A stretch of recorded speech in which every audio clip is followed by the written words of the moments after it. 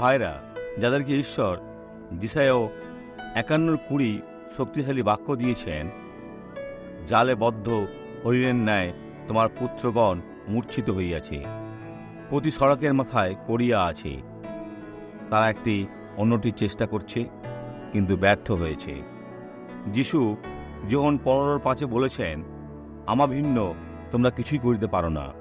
তাদেরকে যিশুর কাছে নিয়ে আসুন, আবার আনন্দ করুন। আপনি দাঁড়াবেন আর আশীর্বাদ লাভ করবেন। তাহারা প্রভুর কোতে তোমার ঈশ্বরের ধমকে পরিপূর্ণ। যদি তারা ফিরে আসে, সমস্ত কিছু পাস হবে আর তারা সত্যি আশীর্বাদ লাভ করবে। এই ব্যক্তিকে দেখুন, যিনি আমাদের একটি সাক্ষ্যকে দিচ্ছেন। আমার একদিকে স্ট্রোক হয়েছিল, সমস্ত কিছু শক্ত হয়ে গিয়েছিল। কতদিন?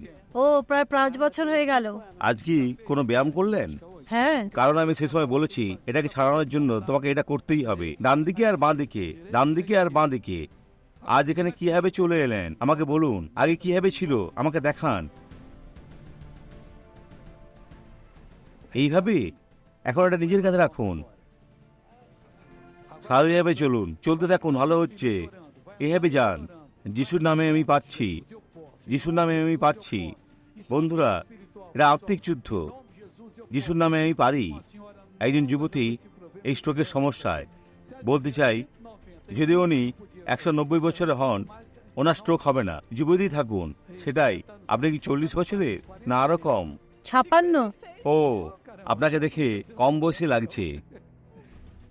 প্রার্থনা করতে চাই, ও আমার প্রভু, এই ব্যক্তিকে আশীর্বাদের জন্য তাদের বিশ্বাসের সাথে যুক্ত করছি।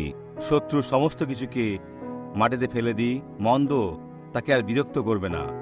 প্রার্থনা করছি আর এই ব্যক্তিকে আশীর্বাদ করছি খ্রিস্ট যিশুর নামে।